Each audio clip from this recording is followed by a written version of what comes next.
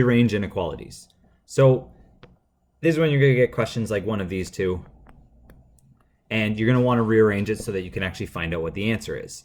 This is going to work like basic algebra. So let's look at this question first.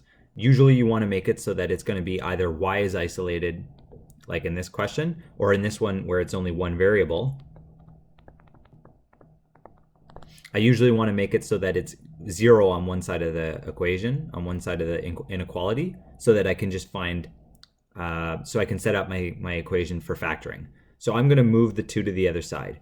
Just like in factoring or in any basic algebra, it means I'm going to subtract 2 from both sides so that it cancels out, and I'm going to be left with 0 is greater than 3x squared plus 2x minus 2. So now that I'm at that point, I'll be able to do factoring to find out what my actual solutions would be, what my limits are going to be for this inequality.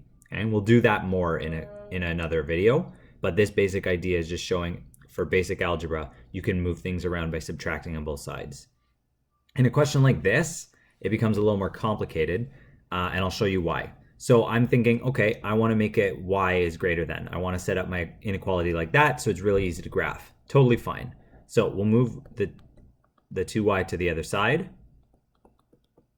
Now my inequality is like this. So I say, okay, I'm going to divide by -2 for everything so that I can get rid of this and just make it y. This would become -2 over 3x, and this would become plus 5 over 2. Now, when we divide by a negative, in this case we divided negative right here, the inequality sign is going to flip. It changes directions.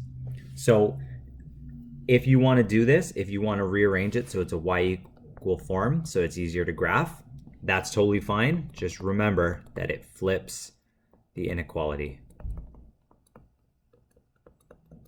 when you divide by -1.